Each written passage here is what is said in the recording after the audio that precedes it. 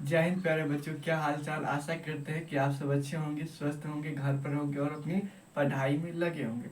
आज हम जानेंगे एनसीईआरटी। जो भी बच्चे 8 क्लास से 9th क्लास में आते हैं तो मैथ सब्जेक्ट में कौन सा बुक लेना चाहिए, मैथ के लिए कौन सा बुक बेस्ट होता है और हमें पढ़ाई कैसे करें कि 95 स्कोर करें। और जो भी बच्चे मैथ में रुक है उसको बेसिक से हम कैसे समझें कि मैथ में हम आगे बढ़ सके। तो चलिए सबसे पहले आज हम जानेंगे सिलेबस को, यानी कि हमें कौन सा बुक पढ़ना है या हमें कौन सा बुक लेना है। तो हमें यही डाउट रहता है जब हम 8 क्लास से 9th में आते हैं, तो यही सब प्रश्न होते हैं कि कैसे एग्जाम होता है। तो आज इन सभी प्रश्नों को हम दूर करेंगे। तो सबसे पहले आपको एनसीईआरटी का बुक लेना है 9th क्लास का। क्या लेना है? एनसीईआरटी का बुक 9th क्लास का लेना है। सेकेंड में आपको क्या करना है? सेकेंड में आपको एक और बुक ले लेना है आप, जब आप उसको परचेज करें। तो कौन सा लेना है?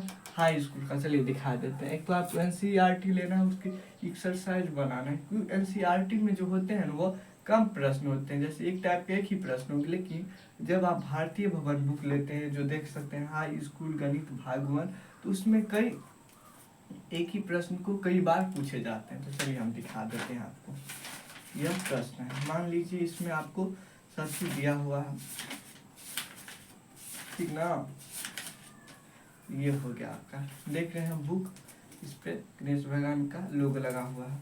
समझ गए? बुक तो समझ गए कि आपको एक एनसीईआरटी बुक 9th क्लास का लेना है और एक सेकेंड में प्राथमिक भारतीय भवन का 9th क्लास का लेना है। इसमें आपको हम जो भी क्वेश्चन बताएंगे उसका आप प्रैक्टिस कर पाइएगा इसमें, और एनसीईआरटी तो हम आपको बताएंगे। तो चलिए आज की क्लास को शुरू करते हैं। इससे पहले गणेश भगवान, साथ ही सरस्वती माता और अपने गुरुजनों का आशीर्वाद लेकर इस क्लास को शुरू करते हैं। और इसी पर एक मोटिवेशन भी हो जाए कि कहते हैं असफलता एक चुनौती है स्वीकार करो, कि कहते हैं असफलता एक चुनौती है स्वीकार करो, क्या कमी रह गई देखो और सुधार करो, कि जब तक न सफल हो नींद चैन को त्यागो तुम, कि कहते हैं जब तक न सफल हो नींद चैन को त्यागो तुम, संघर्ष का मैदान छोड़ मत भागो तुम, कि कहते हैं कुछ किए बिना ही जय जयकार नहीं होती है, कि कहते हैं कुछ किए बिना ही जय जयकार नहीं होती, और कोशिश करने वाले की कभी हार नहीं होती है। इसी मोटिवेशन के साथ आज की क्लास को समझते हैं, यानी कि जब आप 8 से 9th क्लास में आए तो आपके पास कई कठिनाइयों का सामना करना पड़ेगा, उसी से आपको निकलना है ना। तो इसीलिए चलिए, तो सबसे पहले हम जानते हैं बेस्ट बुक में कि 9th क्लास के मैथ चैप्टर में आपके कौन कौन से चैप्टर है, उनके नाम को समझते हैं। जैसे कि है फर्स्ट चैप्टर है आपका संख्या पद्धति। क्या है? संख्या पद्धति। फर्स्ट चैप्टर का नाम क्या है आपका? संख्या पद्धति। देखिए इसमें हमको नंबर्स के बारे में पढ़ना होता है, नंबर सिस्टम्स के बारे में, कि सम संख्या क्या होता है, विषम संख्या क्या होता है, पूर्ण संख्या क्या होता है, प्राकृतिक संख्या क्या होता है, परिमेय संख्या क्या होता है, अपरिमेय संख्या क्या होता है। इन सभी प्रश्नों को हम चैप्टर फर्स्ट में जानेंगे, संख्या पद्धति में। इसके बाद सेकेंड आता है आपका बहुपद।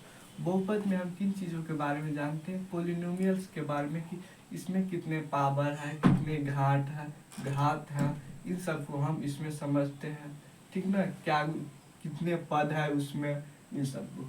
इसके बाद आता है निर्देशांक ज्योमेट्री। इसमें हम ज्योमेट्रीय अनुभवों को क्या करते हैं?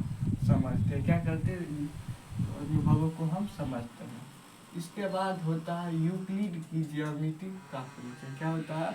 यूक्लिड की ज्यामिति का परिचय हम आगे की देखते हैं। जब आप 10th क्लास में जाइएगा तो यूक्लिड विभाजन एल्गोरिथम के बारे में पढ़िएगा, लेकिन इसमें आप सिंपल में क्या पढ़िएगा? यूक्लिड की ज्यामिति का परिचय, कि यूक्लिड का परिमेय क्या होता है, थ्योरम के बारे में इसमें समझेंगे। 9th क्लास के लिए थ्योरम बहुत ज़्यादा जरूरी हो जाता है, इम्पोर्टेंट हो जाता है। इसके बाद आप समझिए 6 में चैप्टर है आपका रेखाएं और कोण। रेखा तो जानते हैं, एक बिंदु पर खींचा गया, और कोण तो जानते हैं कि 60 डिग्री का कोण, 90 डिग्री का कोण। तो इसी के बारे में को डिटेल से समझना है। इसके बाद त्रिभुज को तो आपको पता है, जो 3 भुजा से घिरा होता है उसको त्रिभुज कहते हैं, तो इसी को हमको डिटेल से जानना है। उसके बाद चतुर्भुज हो गया, 8वां चैप्टर आपका क्या है? चतुर्भुज के बारे में जानेंगे। इसके बाद वृत्त, यानी कि गोला जो देखते हैं आप, बॉल जो देखते हैं वो क्या है? एक वृत्त होता है, उसके बारे में जानेंगे। और एक में नया इसमें क्या होता है 9th क्लास में, आप हीरोन का सूत्र समझिएगा। क्या समझिएगा? हीरोन का सूत्र, S = 1 + 2 1+2+3/2 इस प्रकार का एक सूत्र होता है शायद, उसी को हम डिटेल से जब समझेंगे ना तब उसमें देखेंगे क्या होता है विलोन का सूत्र। इसके बाद 11th में पृष्ठीय क्षेत्रफल और आयतन, यानी कि इस घर का आकार कितना है, इसका क्षेत्रफल कितना है, इन सब को निकालेंगे किसमें, 11वें चैप्टर में। इसके बाद 12वां चैप्टर है आपका सांख्यिकी। 12वां क्या है, सांख्यिकी, ठीक ना।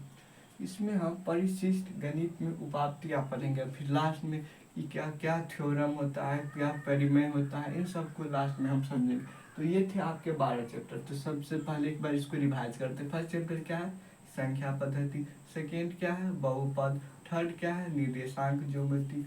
फोर्थ क्या है, दो चर वाले रैखिक समीकरण। 5 क्या है, 5 आपके है यूक्लिड ज्यामिति की परिचय। इसके बाद 6 क्या है, 6 है आपके रेखाएं और कोण। 7वां क्या है, त्रिभुज। 8वां क्या है, कोण।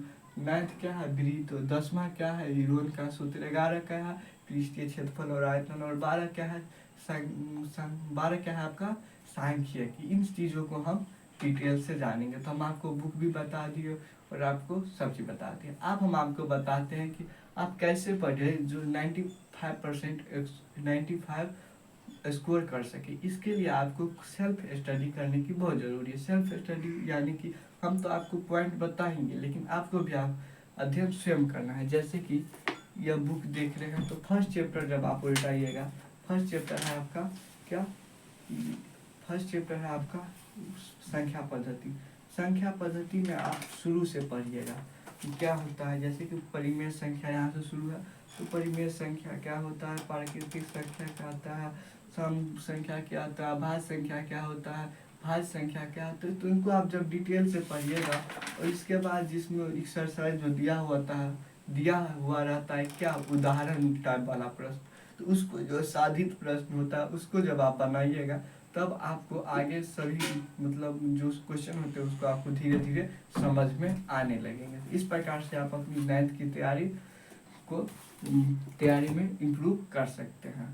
साथ ही अपने अंदर व्यवहारिकता ज्ञान लाइए और अपने से बड़ों का आदर कीजिए। तो मिलते हैं नेक्स्ट चैप्टर यानी कि प्रश्नावली के साथ। तब तक जय हिंद, धन्यवाद।